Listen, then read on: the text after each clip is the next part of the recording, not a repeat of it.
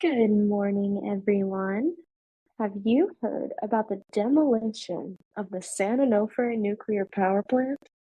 Wait. Hold on. Back up. Isn't that what a Southern California is known as the boobs? Yeah, an iconic landmark being torn down though?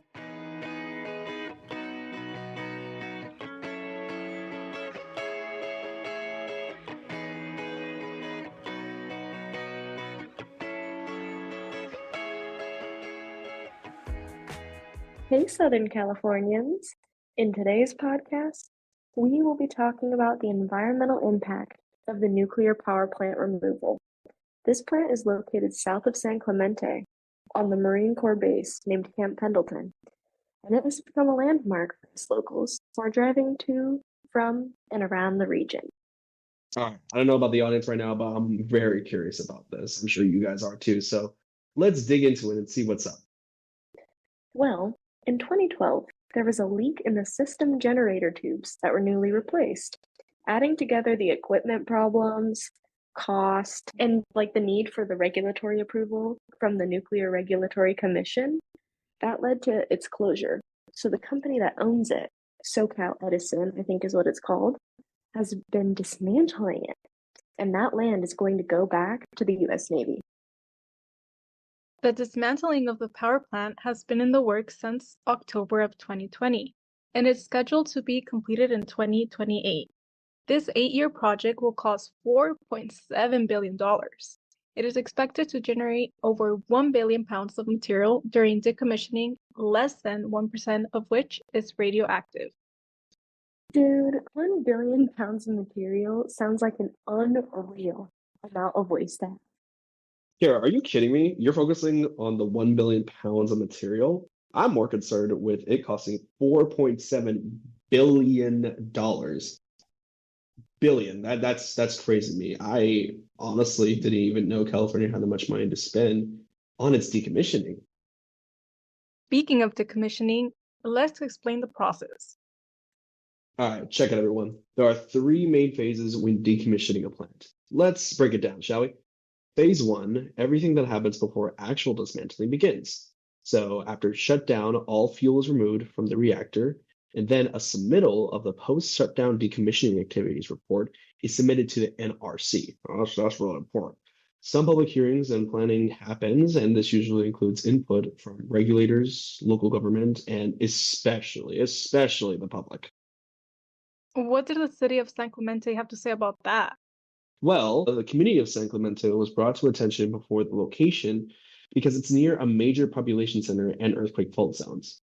They did agree, however, to move forward, which, is their choice, with the last couple of steps to conduct surveys to map out radiation levels and contamination that takes place. Finally, worker training and safety planning is also started. So how long does that take? Do they even have some kind of time frame in place yet? Yeah, usually the process of phase one happens between normally 2 to 5 years after the shutdown. But check this out, right? In the case of the San Onofre ready reactor, the stage was finished around 2015 to 2016. I mean, can you believe it? They only took 1 year to expedite this entire process. That's insane. Okay, so phase two is when the plant gets physically taken apart. We're gonna need Hulk out here. This is the phase San Onofre is deep in right now. It usually takes 8 to 15 years. What takes place is the decontamination of structures where workers go in and physically remove radiation from all surfaces. Sounds really weird, Andrea. Do you mind walking us through how they do that? Yeah, so the use of chemical or mechanical methods, which include sandblasting, high pressure water, and chemicals, are used so that workers can safely dismantle everything. Along with that, radioactive systems such as vessels and piping are removed and disposed of. Then, buildings are demolished, including cooling towers, turbines, and facilities. Lastly, waste is packed up and transported to approved facilities, and fuel is moved to dry storage. And then there's the last phase, phase three, site restoration. It's about turning the site into something safe and usable. The final structures are removed, soil and groundwater are tested for safety, and environmental restoration happens, which includes grading, replanting, and erosion control. This phase takes about 3 to 5 years, but some parts of San Onofre might never fully restore because of the on-site dry cast storage. Wait. Seriously? Okay, how can this be? Yeah, so the fuel is sealed in steel and concrete for long-term storage below ground at a concrete bunker near the ocean. Sounds like a massive project, right? Therefore, a lot of waste. Where is it all gonna go? That's a good question, Andrea. I can expand a little bit more on that. Now, you see, well, radioactive and solid waste are definitely treated differently. The materials such as concrete from buildings, steel from structural supports and turbine housing, non-contaminated upon beacon installation, and the non-contamination part is important. Office equipment, wiring, etc., all are treated differently and disposed differently. And I can expand a little bit more on how that's the case. For example, recycling or reuse, a large portion of this material, especially steel and concrete, are often recycled. Concrete may be used to be crushed and reused in construction or road fill. So for those familiar and listening into the San Diego area, those constant potholes that you see in the Gap Slamp area and Hillcrest area that shape your car and make you sweat a little bit when you hit it are often being filled with reused concrete that is crushed down. In addition to that, too, metals that are melted down and reused are mainly applied in industrial applications, not necessarily for consumer goods. There's another one, which is land disposal. If a material is clean and meets strict safety standards, and this can mean just proper washing and decontamination, it's disposed of in regular industrial landfills. This is a similar process to construction demolition projects. However, the only difference is that construction projects have a little more attention to detail with a little more extra oversight. In addition to that, to hazardous waste, which includes things such as sometimes old asbestos, insulation, lead paint, or PCB containing electrical parts, are all considered hazardous wastes. This is usually handled under the EPA rules, but doesn't really cover a nuclear or radioactive related wastes as well. That's sent to specialized hazardous waste facilities that deal with that.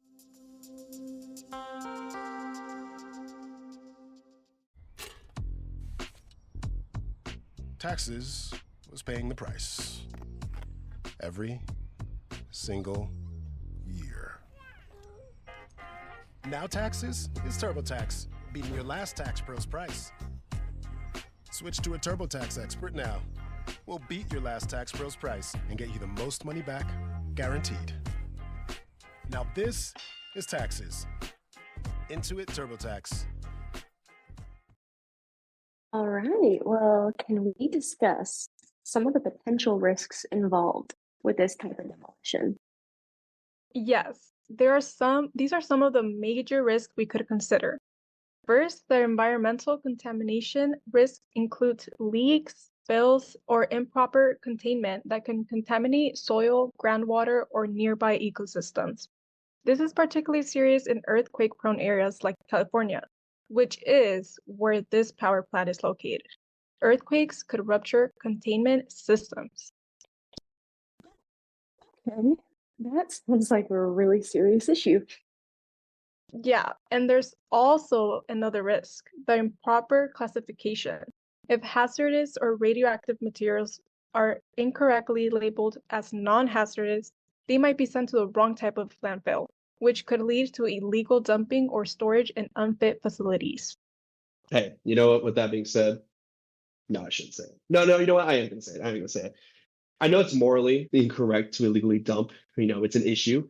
But like sometimes, you got to do what you got to do. Prices are going up to dump materials. And honestly, I hate to say it, but I'm still going to say it regardless. Kind of respect it. All right, Andrew. I think you should take maybe a little time out for a little while. I think you need to reflect on what you just said.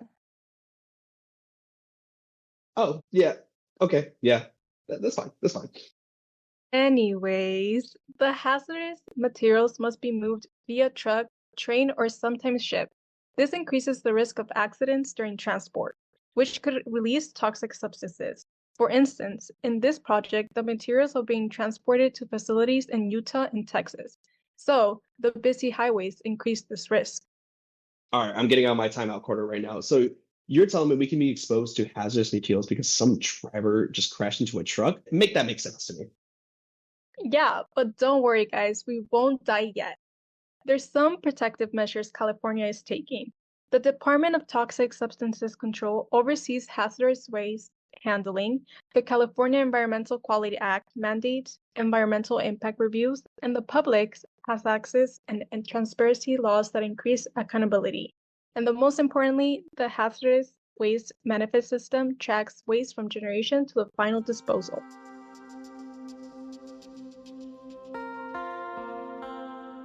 All right, everyone. I have a special treat for you today. I was actually able to interview two experts on this very topic in separate areas of this.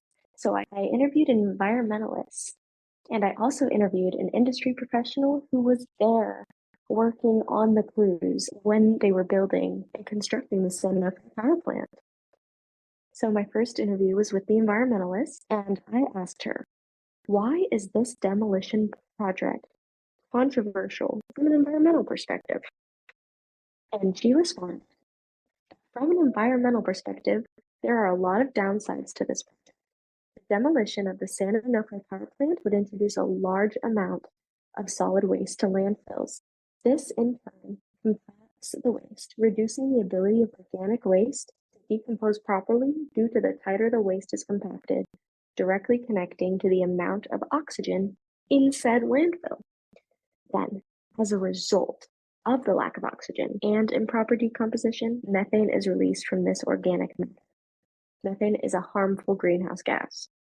The release of methane is actually a large contributor to rising temperatures in our global climate, and that can be detrimental to ecosystems. Similarly, the transportation of this waste would also take a toll on the environment. Seeing as a San Onofre power plant is a very large and unusual concrete demolition, the hazardous waste that would be disposed will most likely not be disposed of in a usual landfill. This begs the question, how will these materials be transported? And similarly, how far will they be transported?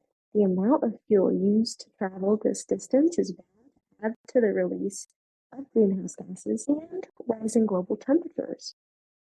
In addition, interrupting the natural balance of the ecosystems, rising temperatures can lead to ocean acidification, the rising of sea levels, and increased extreme weather patterns. Sporadic weather throws off the balance of the ecosystem, and this can negatively impact agriculture as well as disrupt the wildlife who have become accustomed to the seasons in their environment. In addition to agriculture, human livelihoods are actually further impacted by the acidification of the ocean, in turn changing fish populations, negatively affecting fishermen harvests, and seaside economies. Similarly, rising sea levels have the ability to wash over homes and communities that reside at that level. Now, that is a particularly great concern to those of us who are living in Southern California, because we are at sea level for the most part, and that can directly impact our lives. And granted, and she was a bit of a Debbie Downer for that question, so I asked her, are there any positive effects of this project on the environment? And she did have something to say. She said that the demolition of the power plant does have an opportunity to make up for the emissions released, but that depends on what takes up the land afterward. Since it is a nuclear facility, there is a high chance that it will be an empty space for a very long time. However, there's always the possibility that when radiation is no longer a concern, this empty lot will become the prime area for a green space, as the planting of trees and introducing more native species to an industrial area like this one will have a positive impact on its overall carbon emissions. So it comes down to wondering whether or not the ends justify the means. And that's something that a lot of us are going to have to think about. Is it worth it to demo something for the potential that once radiation goes down? What is our return on investment? Will these greenhouse gases get made up for by the amount of trees we plant, by this green space? That's something that someone's going to have to calculate, and they'll have to tell us. And hopefully the ends do justify it.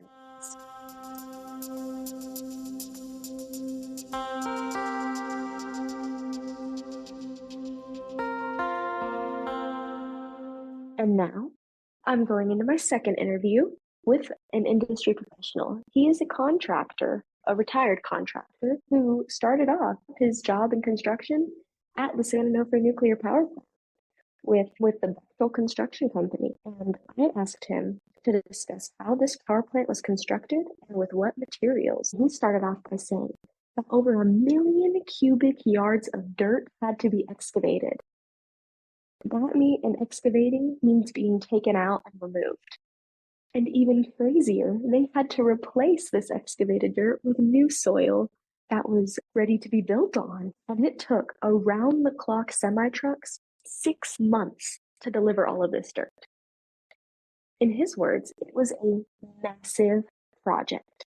He was assigned to the concrete wall form crew, and oftentimes his crew was assigned to help with the exterior main containment concrete forms and the exterior dome concrete forms crew.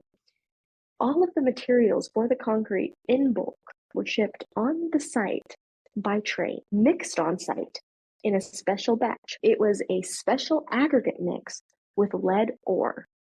Now, this proposes a potential problem because lead is a contaminant and it could contaminate all of the concrete.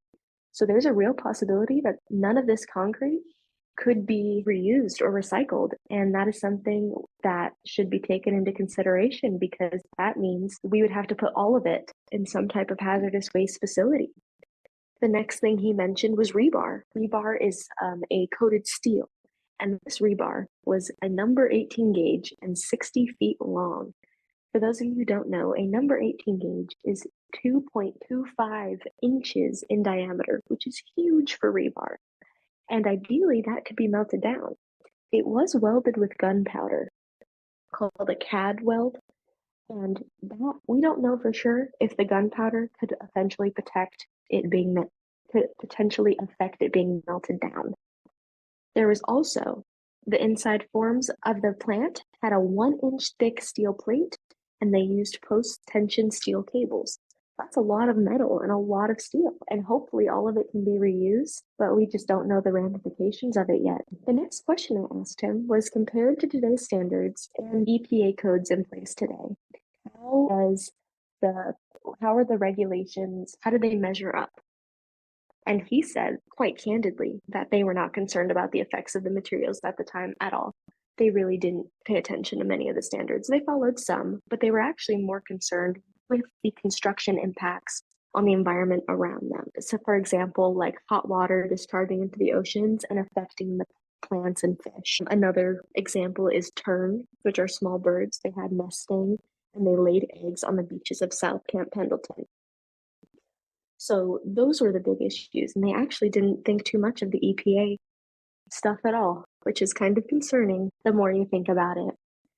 And now, with all of this information shared from our two experts on the subject, what is your guys' opinion on the demolition? What should the city of Oceanside do in response to this information?